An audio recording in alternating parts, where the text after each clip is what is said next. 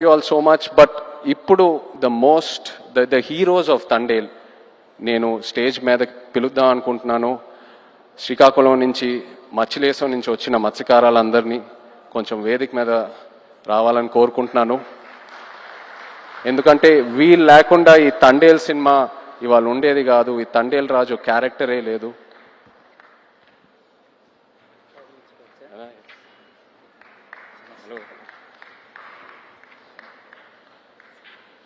Hello నమస్తే. Hello అండి. Hello రండి. హలో.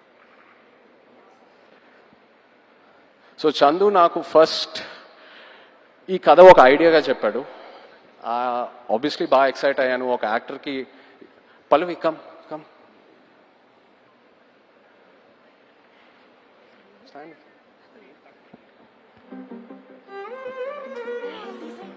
Just stand.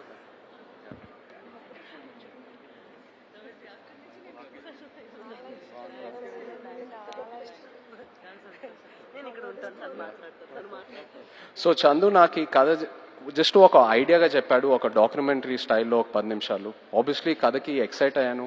చేద్దాం చందు ఖచ్చితంగా. సో ఆ తర్వాత నన్ను మచ్చిలేశంకి తీసుకెళ్ళాడు. అక్కడ వీళ్ళందరినీ కలిశాను.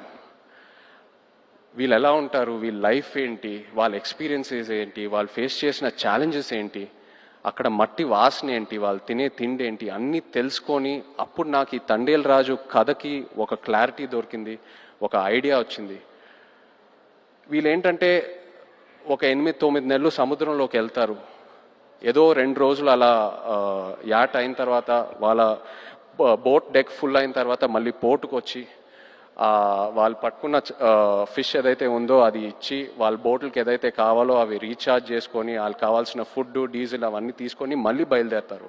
కానీ ఒకసారి సముద్రంలో ఉన్నప్పుడు వాళ్ళకి ఒంట్లో బాగున్నా బాగాలేకపోయినా, ఎలా ఉన్నా, ఒంటరిగా ఉన్నా లేనా, అసలు ఎలాంటి సెల్ ఫోన్ కమ్యూనికేషన్ ఉండదు. ఇంట్లో వాళ్ళు ఎలా ఉన్నారు, వాళ్ళ ఫ్యామిలీస్ ఎలా ఉన్నారు, ఆ బోట్ మీద ఏదైనా ఎమర్జెన్సీ వచ్చినా కూడా సరే వాళ్ళు సముద్రంలోనే ఉండి ఆ యాట పూర్తయ్యాకే మళ్ళీ తిరిగి వస్తారు. అండ్ ఏంటంటే నేను అక్కడ ఉన్నప్పుడు అడిగాను, మీరు ఒకసారి పాకిస్తాన్లోకి వెళ్ళి ఒక సంవత్సరం పైన అక్కడ ఉండి జైల్లో ఉండి ఎన్నో కష్టాలు చూసి ఎన్నో ఛాలెంజెస్ చూసి బయటకు వచ్చారు కదా, మళ్ళీ ఎందుకు వెళ్తున్నారు యాటకి, వేరే ఏదైనా పని చేసుకోవచ్చు కదా అంటే, లేదు మాకు అదే వచ్చు, మాకు ఆ సముద్రం తప్పితే వేరే ఏది తెలీదు, ఏ కష్టం వచ్చినా సరే మేము చూసుకుంటాము. అండ్ ఇది నాకు